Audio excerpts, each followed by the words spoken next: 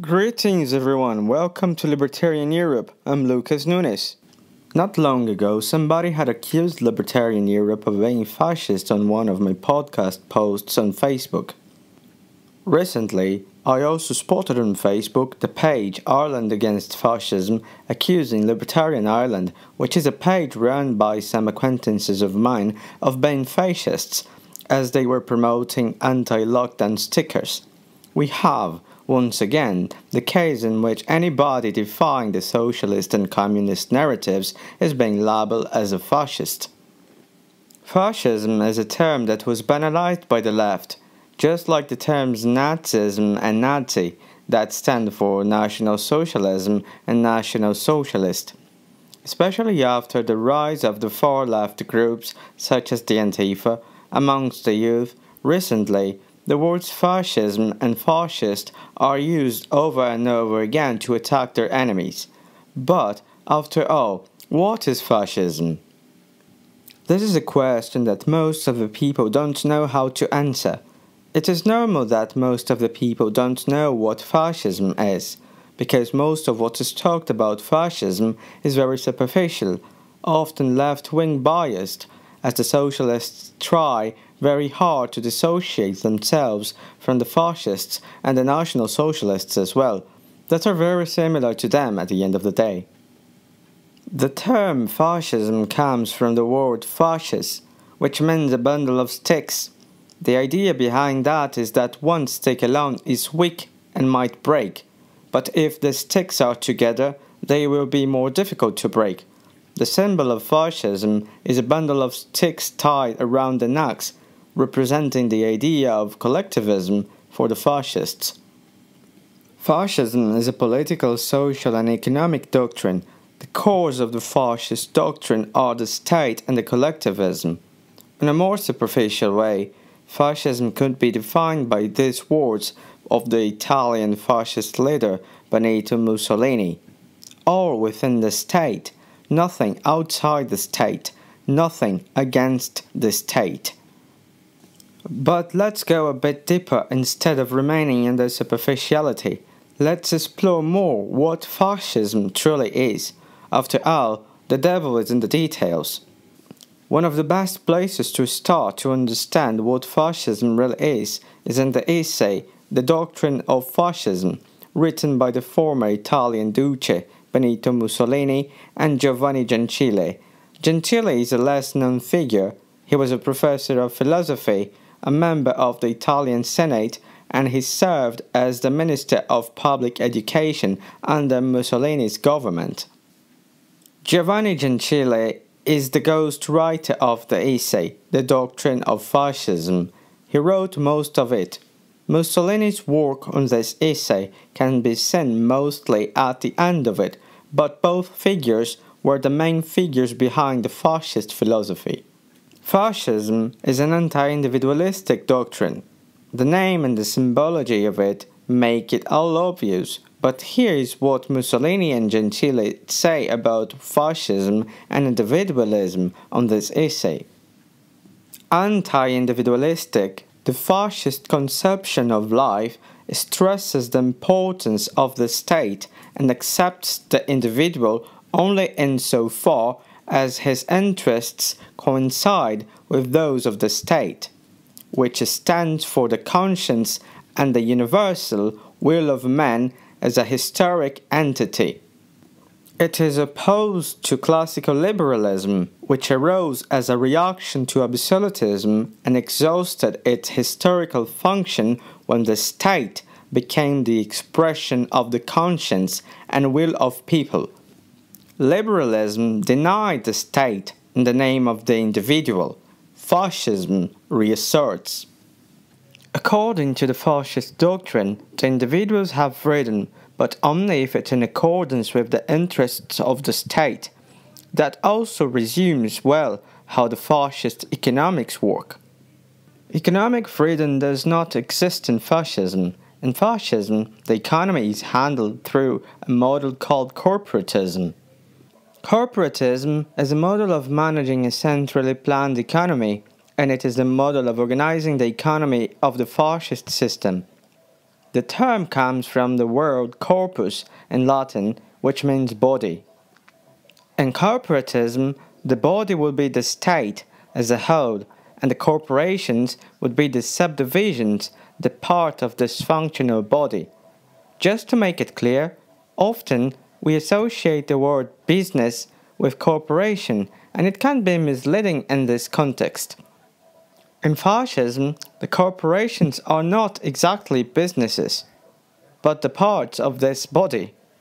The businesses in fascism have to be part of legal unions, authorized syndicates. These unions are controlled by several government agencies called corporatism. In fascism, private property and business ownership are allowed, but, as I mentioned before, as long as they are in accordance with the goals of the state. Remember, in fascism, all within the state, nothing outside the state, and nothing against the state. These were the words of the Italian Duce himself. In corporatism, there is this marriage between the state and the businesses, but the state is always the one dominating the other part in this relationship. The reason is simple: the state has the monopoly of force. This is not exclusive of the fascism, but of any form of government. But in fascism, the monopoly of force is quite accentuated. Italy and Germany, under the governments of Benito Mussolini and Adolf Hitler specifically, were organized like this. The Austrian economist Ludwig von Mises exposes how the German economy was organized in his book Economic Policy, Thoughts for Today and Tomorrow. That was the theme of my first podcast episode, my favorite introductory book to economics and politics. Private enterprises existed in Germany, but the owners were no longer the owners. They were called Betriebsführer, which means shop manager. Germany was organized in a hierarchy of Führers. Hitler was the top Führer, and then there were several other Führers with different hierarchies. Every minor Führer had to obey the orders of a government agency called Reichsführer Wirtschaftsministerium, which was the German government's Ministry of National Economy. The Ministry of National Economy had total control of the economy of Germany. They controlled every other manager. They determined what to produce, in which quantity, how much to pay for the raw materials, and where to get them, to whom to sell the products, and even the prices. The workers as well were organized by the government. The government determined their wages and even at which factory they would work. The shop managers, the Betriebsführers, had no right to the profits anymore, as it would have happened in a free market capitalist society. They received fixed wages determined by the government. If they needed more money, for whatever reason, they would have to ask the district Führer, the Gauführer or Gauleiter. In this system, the prices and wages were no longer prices and wages. They were nothing more but quantitative terms in a kind of socialist system in which the economy was centrally planned. In a fascist economy, there is a national plan of development. There is a goal determined by the head of the state. Another important characteristic of the fascist system is the economic autarky. Mussolini and Gentile criticized classical liberalism a lot. They opposed the idea of international cooperation and trade. Fascism defends one specific policy that represents that, the economic autarky. Economic autarky could be resumed in a self-sufficient nation. Germany, under Hitler, also pursued that goal of self-sufficiency, and such system, the state, has absolute control of every aspect of the production of the nation, leaving no room for innovation, unless it's some innovation coming from the enlightened heads of the top bureaucrats. Fascism is considered by many as the third way, something that rejects both capitalism and socialism, but that at the same time embraces those two opposite economic philosophies. But is fascism a third way? Is there really a third way? I'll quote Ludwig von Mises, who made a brilliant analysis on the third way. The idea that there is a third system between socialism and capitalism, as its supporters say, a system as far away from socialism as it is from capitalism, but that retains the advantages and avoids the disadvantages of each, is pure nonsense. People who believe there is such a mythical system can become really poetic when they praise the glories of interventionism. One can say that they are mistaken. The government interference which they praise brings about conditions which they themselves do not like. So, many people support the values of fascism without even knowing what fascism is. Some have interventionist state. But at the end of the day, there is a lot of discontentment with this kind of society from the population, which is a variant of socialism, and that brings the tyranny and the poverty of socialism. What is more populist than socialism and socialist politicians? All of them are promising an absolute government that will be able to solve all the problems of humanity. They promise houses, education, higher wages, free healthcare, taxing the rich to distribute to the majority of the population. Empty promises that cannot be kept due to the economic impossibilities of a centrally planned society. The French economist Frédéric Bastiat once said, "The state is the great fiction by which everyone tries to live at the expenses of everyone else." Populism is not exclusive of fascism. The socialists have always defended almost all the same policies as the fascists. Their agenda, in fact, is very similar. A strong state that will be present in every aspect of the lives of the individuals, controlling the morals and also controlling the economy, the production of goods. In many aspects, the fascists copy the socialists. When we observe that the state is controlling the private enterprises in the fascist system, absolutely, how is that different from the expropriation of the means of production, which is one of the main policies proposed by the socialists? In some way, in fascism, just like in socialism, there is a collective ownership of the enterprises and everything is controlled by the state.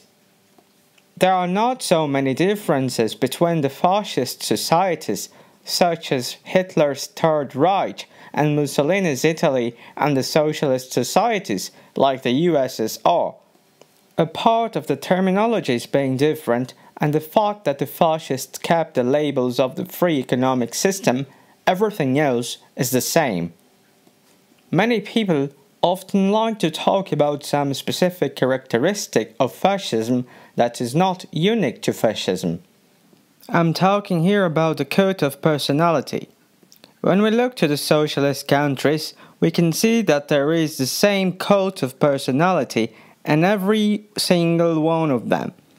Statues of Lenin could be found in many socialist countries, such as the USSR, Eastern Germany, Cuba, Venezuela, North Korea, and several other countries.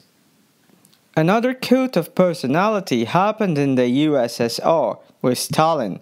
In Cuba, Che Guevara is also an icon, having statues around the country, and also the iconic mural in Havana.